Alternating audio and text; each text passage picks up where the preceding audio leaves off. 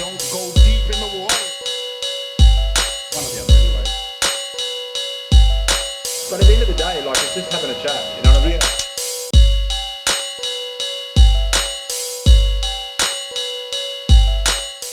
Hey, what's up? It's SamPaul here with another Coffee with SamPaul. Today we're joined by Dunco, professional stage name. Dunco is the man, and we're at Cafe 228, which is on Grove Street in the city. Yeah, so we're just here having a coffee, having a chat, and we're going to talk about Dunco. So how you going, man? Hola, me llamo Dunco, representing the band Fragmenta, here on Coffee with SamPaul. Lovely. And what did you just say? I just said hello, my name is Dunco. Cool, cool. I'm not very good at languages. My son's got an app on his phone. He's learning Russian at the moment, just because. So he's much more lingual than I am. English is my only language. Technology sure is amazing these days. Isn't it just? Isn't it just? Yeah, yeah. So so tell me a little bit about Fragmenta. Fragmenta. It's like fragment with an A on the end. Yeah, Fragmenta. Easy peasy. Nice. Yeah, yeah. Tell me a little bit about the band. How long? When did you start? What sort of is your genre? You know, like, give us a bit of a background. Well, I entered the music world because it is definitely a world on December 8, 2007. It's when we played our first gig, and I haven't looked back because that's just when everything changed. When you're there, you know it. Just bam. Yeah, I feel that, man. I feel that. I'm the same. And how would you describe the sort of style that you guys play? Metal, pretty unapologetically. We sort of come into our own sound. You know, our first album was more obviously thrash. You know, your early Metallica, Sepultura, Slayer kind of stuff. But there was some other elements to it as well. You know, there was some proggy bits. There's industrial samples and percussion. Oh, nice. There's soundscapes. Like the experimentation, it was just always there. Yeah, that's great. And since we haven't abandoned thrash, we haven't abandoned anything. We've just grown as musicians, grown as people, and it's all kind of coalesced into our own sounds. Yeah, nice. If it was going to be sold at a CD shop, it'd just be under heavy metal and the bands that sort of say we're this and this and this and this, and it gets really long. Yeah. I mean, not every band sounds the same anyway, and whatever people listen to and decide that's what we are, I'm fine with it. We're just Fragmenta, we're just metal. Yeah, nice. You know, like, I'm not a big fan of labeling with anything. I think society seems very obsessed with trying to, you know, label everything into some sort of category or box, and like, I myself come from the background of making hip hop, and I don't like being referred to as a hip hop artist. I prefer the term music artist because I draw from so many different genres, as it sounds like you do as well, that I feel like almost, especially these days, I'm creating SamPaul sound, not, you know, hip hop or this or that, you know. So I could be wrong, but it seems like it just spawned out of marketing. They have to come up with a name to market it to people, especially kids. The whole grunge thing. The big four of grunge, Nirvana, Alice in Chains, Soundgarden, Pearl Jam, they didn't sound anything alike. They were just bands that came around the same time, same place. The whole grunge thing is a late 80s thing, and by the time they're selling it in the record shops and they've got grunge on the little card, it's over. Yeah, I definitely agree with you. I've often thought the same, that, you know, those four bands you mentioned, which to me, growing up in that time, was the epitome of what we considered to be grunge. But in retrospect, I reckon Nirvana would be the only one that I'd really think was grunge. The others were kind of more rock and you know, other sort of things like that. But then there's a million people that would disagree with you, there's a million people that would disagree with them, and another million that would disagree with them, and so on. And so on and so on. But you know what, at the end of the day, I think we can both agree it was all good music. Exactly. You know, and that's what's really important. And that's all we really want to do, is make good music, because even as far as metal goes, I don't care about the rules. Like, you can't do this in metal, you can't do that in metal, it has to sound like this. Yeah. Like, I don't care. We just make the music that we want to make, and however it comes out, that's what it is. It's just about good music. 100%.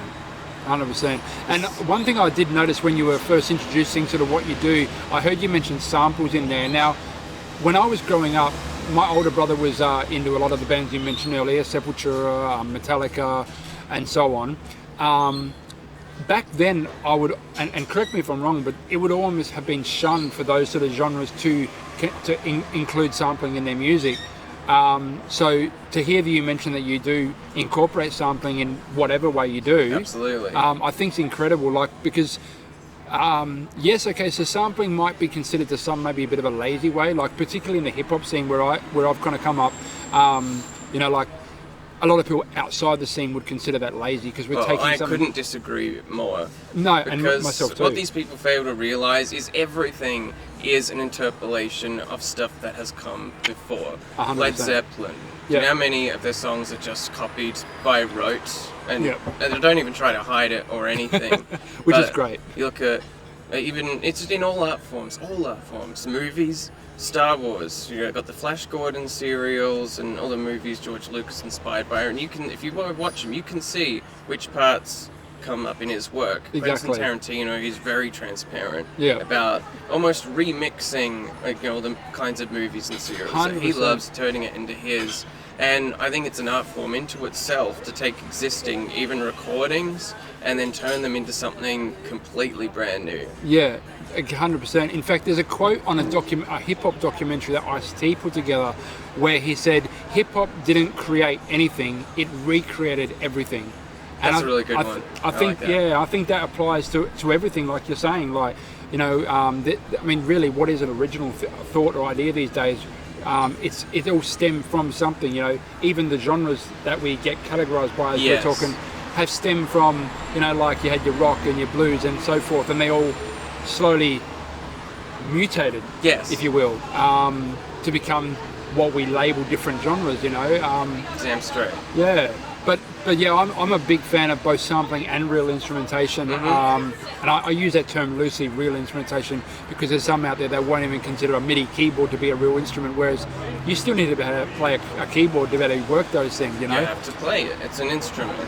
And I think there's a different skill set required to incorporate sampling and do it properly, like do it well. Anyone can chop and sample something and create a song out of it. But not everyone can make it sound any good. Exactly. You still got to understand, you know, key and things like that, and tempo to really kind of incorporate it in a way that works really well. Yeah. So, for a genre that was supposed to be about sticking it to the man and rebellion, there sure seems to be this really conservative type of attitude in rock music, and especially guitarists. My dear God, and it's like they don't get it, that the attitudes that got them what they have now, and they want to act like there should just be this cutoff where there shouldn't be any more development or experimentation or coming up with new things. No, they want it this way, and after this decade, that's it. Nothing ever good was ever made after that. Yeah, you're preaching to the choir there, my man. I'm over it. Honestly, hip-hop is very much the same. Like, there's still so many out there that only really talk about the 90s hip-hop or late 80s hip-hop as being the golden era of hip-hop. They reckon, like, nothing's really good come from there. Well, they're not listening to the right stuff. And you can find that attitude in any genre, all of them. Yeah, no, I agree with you definitely there, man. You know, the old guard that you think that for a certain point... after a certain point, nothing good ever came. It's all the same now. Yeah. It's all the same. It's all bad. They're listening to the stuff that's the most accessible to them, and they're not looking for anything good. Exactly. So it's really on them. Yeah, no, that's right. Do you guys, or have you ever considered, if you don't, ever considered like things like looping and things like that, like the Ed Sheeran's kind of made quite popular these days? I do use a looping device on stage. I put all of our things that we put on the records, the samples, string parts, the cinematic soundscapes and noises and all sorts on that. And our drummer, he's got his like percussion, electronic percussion thing with pads to trigger all different kinds of noises as well. Oh wow! So we do incorporate that live. Yeah, it's not stripped back too much. Yeah, no. So we bring that stuff to the stage as well. That's really awesome. Because one thing I've always disliked as a consumer of music, so to speak, is you hear all these great soundscapes in a record, and then you go see them live, and it's just like completely stripped back. While there is something, it's absolutely there live. For sure. Yeah, that's awesome. That's awesome. I definitely am going to have to come and see you guys live, even though I won't lie, like that kind of heavy kind of stuff is not, I guess, my first choice of music, but I do have a affinity towards some heavy music, and I feel like you guys might have something that I will really enjoy. Well, there's a reviewer or two that would agree with you that we do indeed have something for everybody. Good to hear. We sort of expanding outwards. The first album, was foot on the gas the whole time, no ballads, never letting up. Yeah, We've incorporated more melody, and we'll have songs that, they still sound like Fragmenta, like a song made by us, but they're not, anything like that. They can be much softer, much slower, or just strange, weird, new, droning, hypnotic, just whatever. Wow. So there'll definitely be something for you.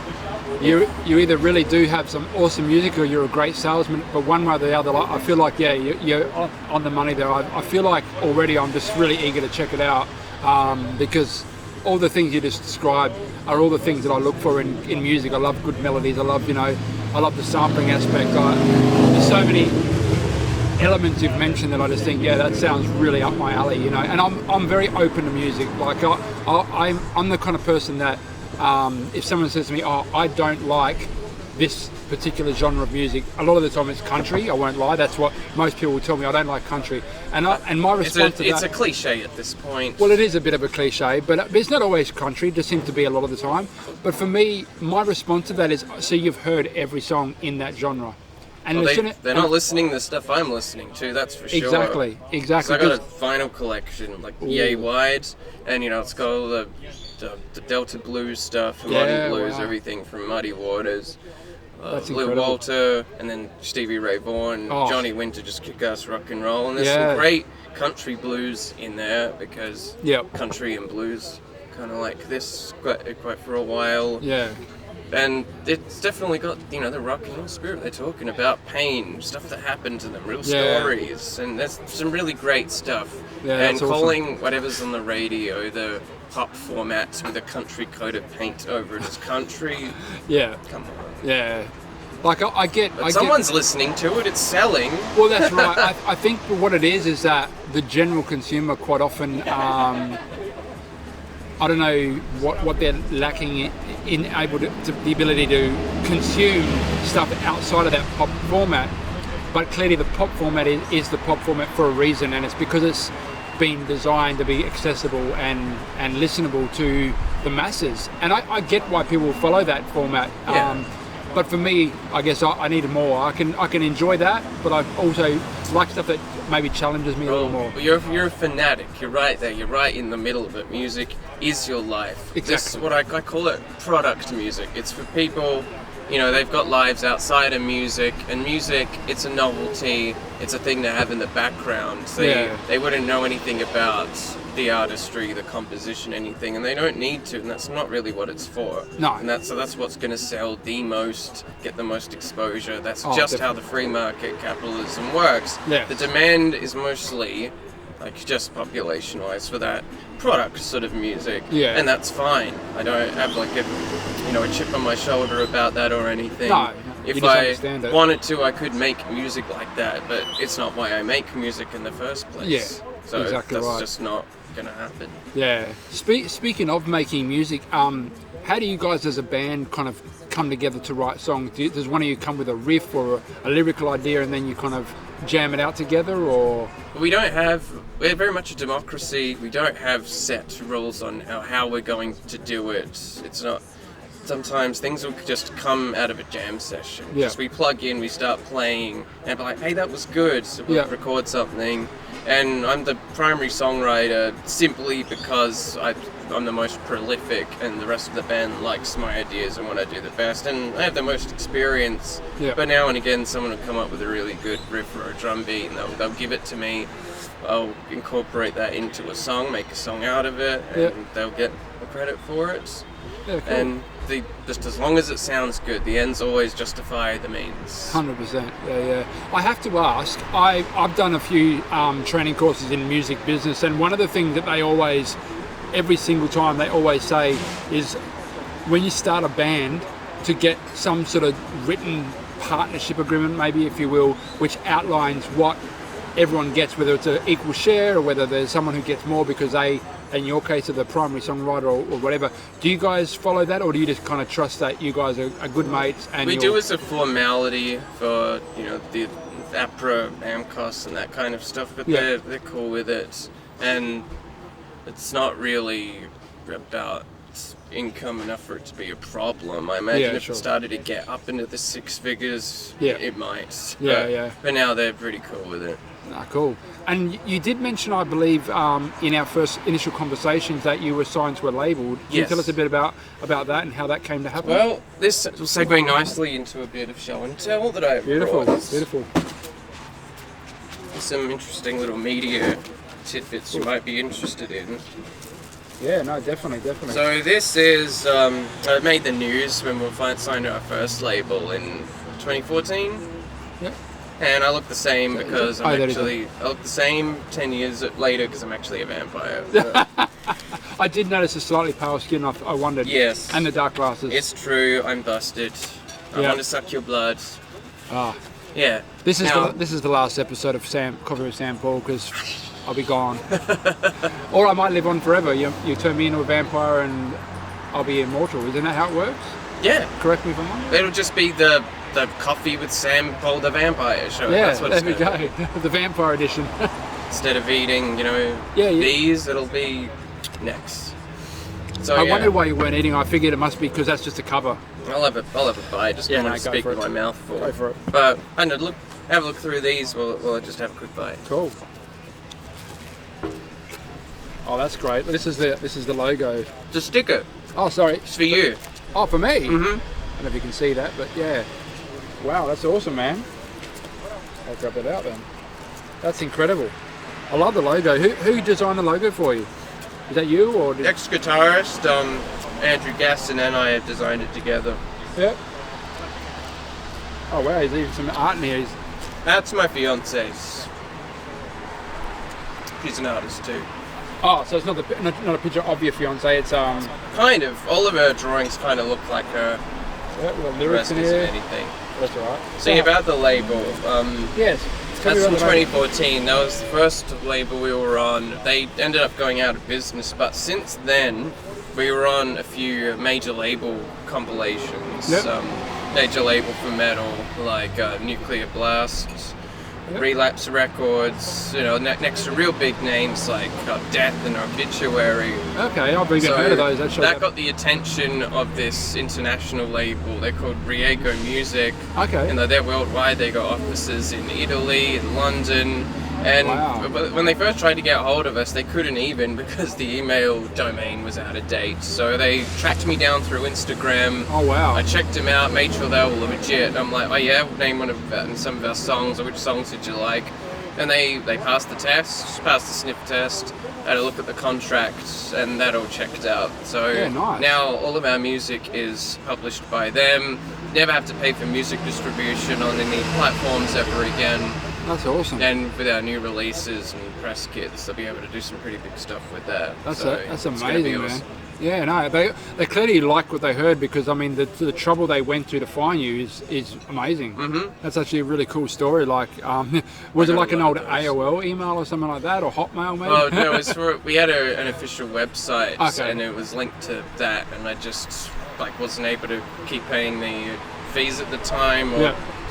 No, Okay. that's right. I was supposed to get a professional web designer was supposed to build a new website, and he just took too long, and it kind of just lapsed. Oh, okay. Yeah. And now everything's basically through the same few websites like Facebook and Yeah. and people don't really go on individual websites so much anymore No, today no. anyway. So, another funny, interesting thing I'll show you. This You're is very organised.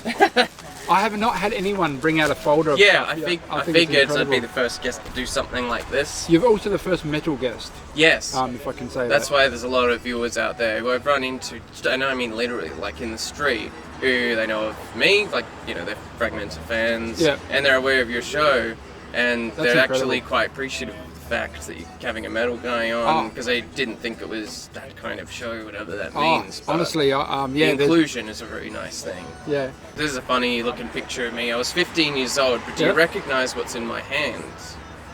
The case. Is that this case It's here? the same case. Wow. Because in this picture, I'm on my way to a SamPaul Duncan user group day. He's a famous pickup manufacturer, legend amongst guitarists. He had a user group day where the artists that use his pickups meet up. He was there, and I got to play with him. I had other pictures of me on stage playing with him, and a snapshot that Dad got of him signing the guitar, which is really cool. And I couldn't find it. I'm going to show you the thing, because after he signed it, I lacquered over it. Oh, that's not ever coming off. Wow, that's amazing, man. This guitar is very special because it's the first proper guitar that I ever got. Wow, that's beautiful. And that's the SamPaul Duncan pickup right there. Yeah. He's got his name right there. That's awesome, man. Even though I can't play guitar to save myself, having said that I do own an SG, but I do have a strong appreciation for guitars because I've got a brother who's massive into guitars. He's pretty much got a lounge room full of them. Like I think last count was maybe 23 different guitars, and they've all got a purpose. They've got different tunings, different string my collection's thicknesses. Getting up there as well. Yeah. So you'll appreciate that. Over a dozen. No, but that's really cool, man. And I'm impressed that you've lacquered it over. I'm also really impressed with how good your case is.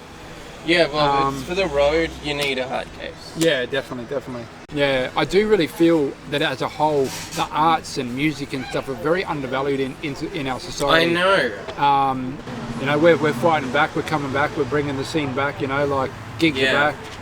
Yeah, we just got the live bands back together for rehearsal because it was literally at the end of 2019. Everything was like perfect. We were gigging regularly. Packed venues, it had all this momentum, and then COVID. Yeah, totally. Even the bands that did try playing, the sitting down, the masks, the energy, it's not there. Nah. Even if the people are there, the energy's not there. No, that's right. Tell us a bit about how you got into music and playing guitar.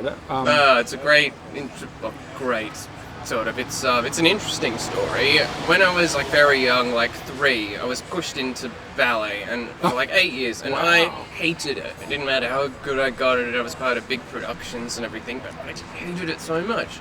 And when I got to the age where I could stand up for myself, I'm like, I'm out of here. I don't want to do this. This is not what I want. I want to play guitar. And I was given the crappiest, cheapest, nylon string guitar there is, and I got a few lessons, but it didn't inspire me. It's not what I wanted, so that sat around for a bit. Can I have an electric? No, you get good on that first, and it doesn't work that way. So I'm like, well, I'll do it myself. So I was going door to door, doing chores, mowing lawns, $10 here, $2 there. Whether I did a good job or I was just being paid out of pity is anyone's guess. I'd even do stuff like go to the golf course, find golf balls, wash them up and sell them back to the golfers, so I could eventually, when I was 12, 13, afford a starter pack, cheap Strat copy. Yep. Crappy little solid state amp this big with an 8-inch speaker. It sounded terrible and I loved it. That's right, I was getting serious, getting pretty good. So that's when he got me this bad boy that I showed you. That's why I've kept it ever since, and it's a good guitar, still part of my collection. Yeah. Then through high school, home life wasn't great.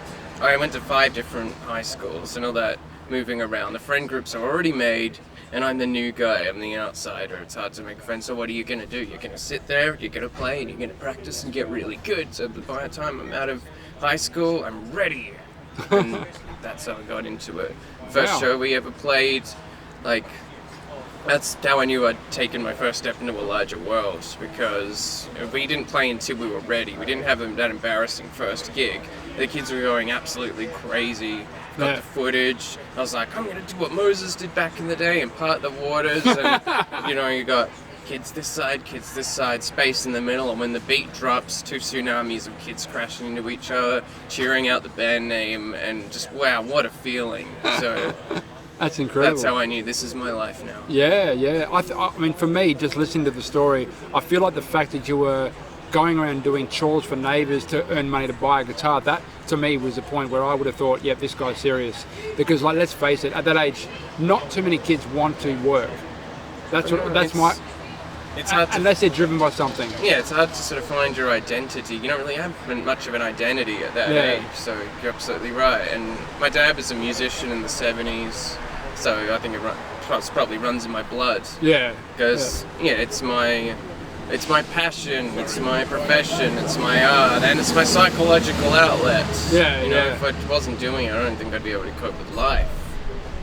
I know a lot of musicians would probably say the same thing, myself included. I actually said in an earlier episode, I mentioned to the people that I was chatting to, it came up, I said, you know, I don't even know if I would still be here if it wasn't for music. It's been the best therapist I think that I could possibly have ever had, you know, because I've been to a therapist. I'm very open about that because I do speak on mental health a fair bit in different avenues in my life. Same.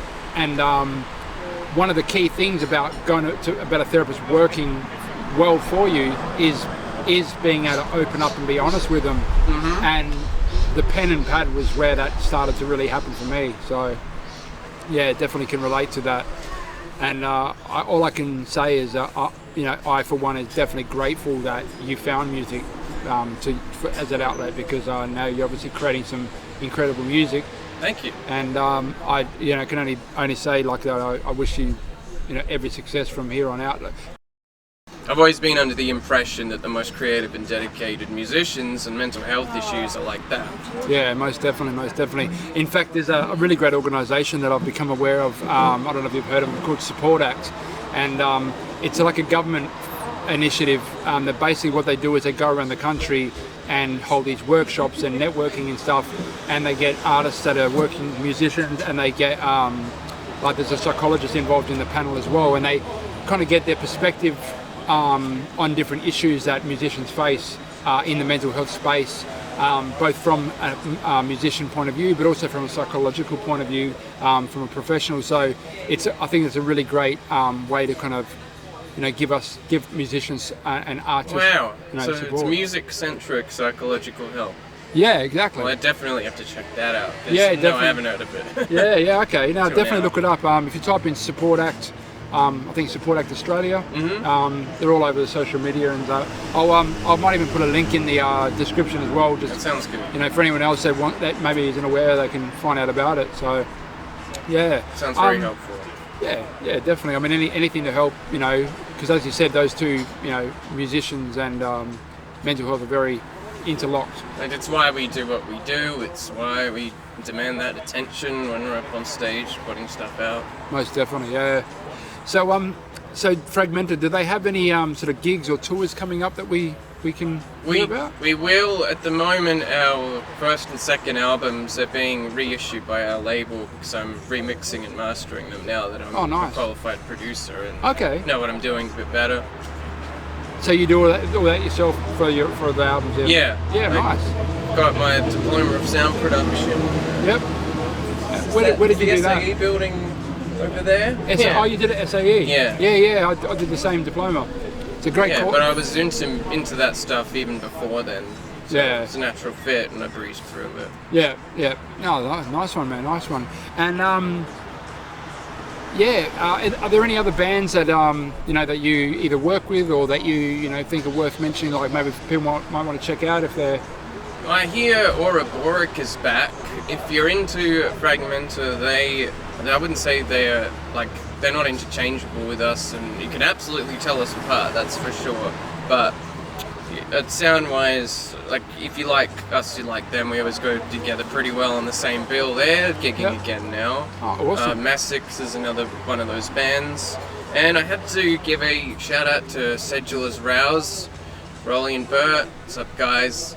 If you want to, they put on a great show. If you want to be part of a show where lots of people come and the right people come and they stay through the whole set, they're the guys you want to play with. They totally know what they're doing. Yep. One of their partners has a really awesome promotion company called Mercenary. Yep. So yeah, they're all very good at what they do. Awesome. Yeah, that's awesome, man. Yeah, thanks for the heads up.